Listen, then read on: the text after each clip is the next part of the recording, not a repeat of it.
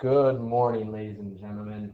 I hope that everybody had a great day yesterday working on their homework on page 41, 12 through 36. But now it's day 2, and even though I'm not here, you will still be able to get your geometry fix for today. So I need you to turn to the back side of your notes, and we're going to talk about measuring some angles today. Okay? So as you see on the top, there's a right angle, a acute angle, and obtuse angle. All of this should be review for you, because you know right angle is 90 degrees, acute is less than 90 degrees, and obtuse is between 90 and 180 degrees. So the first thing we're going to talk about today is what we call a congruent statement. Okay? What a congruent statement is, it says if two, and then there are a couple options. If you have two rays, we talked about yesterday, or you have two angles, or if you have two segments are congruent to one another, we can write what is called a congruency statement. So that congruency statement is given if we have, we'll just go with line segments to start out. Okay, so these line segments, we'll call them AB and our line segment CD. So we have our line segment AB and our line segment CD. If we know that these two are congruent to one another, so we have our tick marks right in front of us, the congruency statement is line segment AB is congruent to line segment CD. Okay? That's all a congruency statement is.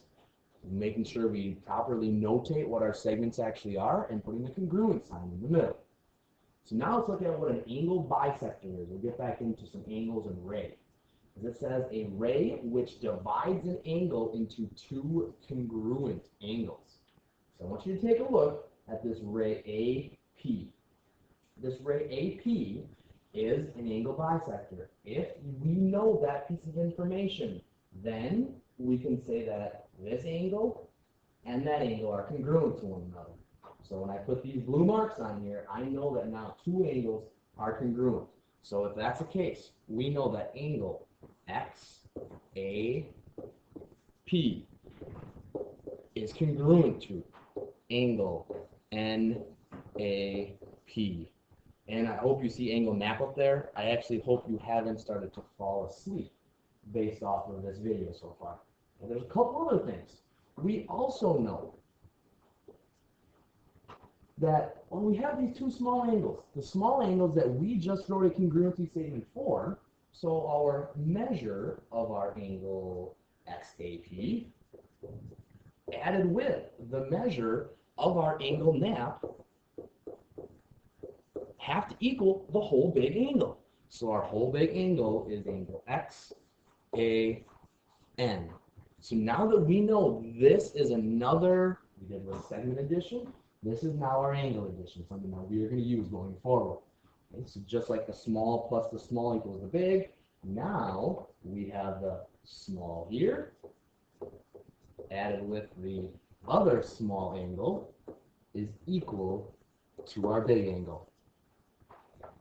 Now, all of this information so far is going to lead us to classifying each of these angles. So you'll see that I have this protractor on the board. Okay, this protractor I can move all about. This protractor, when we are actually trying to measure something, we want to make sure that the vertex, which in our case is point P, needs to be in line with the intersection of this spot right here on our protractor. So we put our protractor all the way down to make sure that the intersection is right on our vertex and that the bottom line where the 180 degree is actually right in line with the bottom part of the angle. Now we can measure a whole bunch of these angles. I will first talk about the measure of angle CPB. So now notice I'm talking about a specific degree. I'm talking about an angle's measurement. So now I put the M in front instead of up top where I just put the angle. Anytime you're dealing with a number, you need to actually look at the putting that M in front. So now I'm going to draw this on here. I draw an angle. Let's see, if I have this angle and I'm looking by making sure that's on the right spot. I look at where my ray PC is. It's a little before the 60. Now there's two numbers here. There's also 120 degrees. We know right away that this is an acute angle, so we need to take the smaller of those two measurements. The smaller of those two measurements would be a 58 degrees. There will be protractors that you will be able to use for today's assignment up at the front of the room, so feel free to grab one of those. Now, on to our last slide. So now it talks about ray OD with this picture. So I'm going to draw up here my ray OD. So this is the ray we are talking about, and our point D is up there. It says that it bisects angle COB, angle COB. So right away, we know that these two angles are congruent to one another. If these two angles are congruent to one another, they are the same thing. So if we know information about this, we have our 2x plus 6 is equal to our 3x minus a 10. So now we can actually solve for what our x is. We can subtract our 2x from both sides. We are left with a 6 that is equal to an x minus 10. We add 10 to both sides, and now we have our 16 that is equal to x. Now we're not done, because the question is actually asking that we find out the measure of our angle COD. So we have to plug this back in. The measure of our COD, so a measure of angle COD is equal to, well, it says 2x plus 6. So we plug that 16 that we just found for our answer actually in place of our x, and we know that 2 times 16 is 32, added with the 6, so the measure of our angle COD is equal to 38 degrees. And we're at that final answer. Now with this bottom part, last thing for today before you guys get the rest of the hour to work on your homework.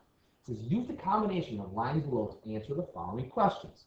So now what we're trying to do is we are trying to name two angles with D as the vertex. So first thing, find out where D is.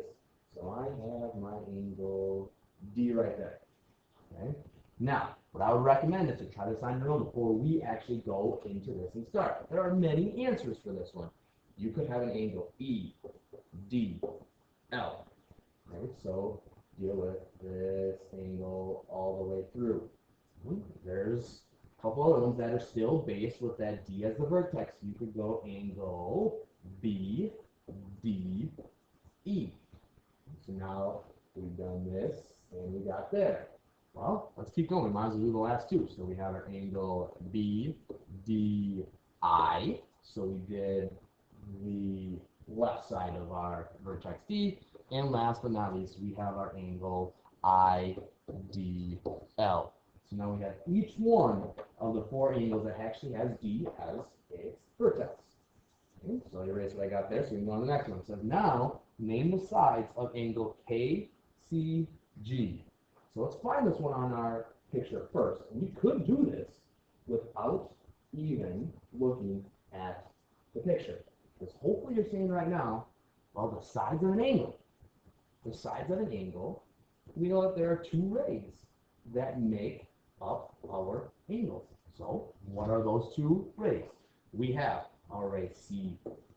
Okay? Make sure that your arrow starts or your ray starts at C.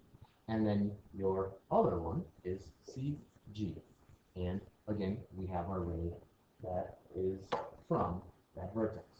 Okay? Last two. Name an angle with C as the vertex, which appears to be obtuse. So let's look at, find where our vertex C is. So we have our point C. If C is the vertex, what other angles result from there? You have, I would say, two different answers you could pick for this one. Angle A, CJ, and then last but not least, actually is the exact same angle that we were just talking about. We have our angle KCG. And then D asks us to find a point in the interior of our GDE. So we have G all the way down to D and all the way through E. So it says interior. The key with this one is knowing that F is not in the interior, G is not in the interior, B is not, D is not, and E is not. There's only one point. That only point that we actually have is point H. If you don't want the actual point at front, you don't have to. You can just write the letter H. The most important part of today, your homework. The one from Monday, hopefully you have the majority of it done, and now you can use your protractor to finish that one off. But now your new assignment is page 42, 37 through 42, 50, and 51. And remember, we'll do a progress check on Wednesday. I will be here during resource later today on Tuesday if you need to. See me then. Otherwise, I will see you guys in class. Have a great rest of your day.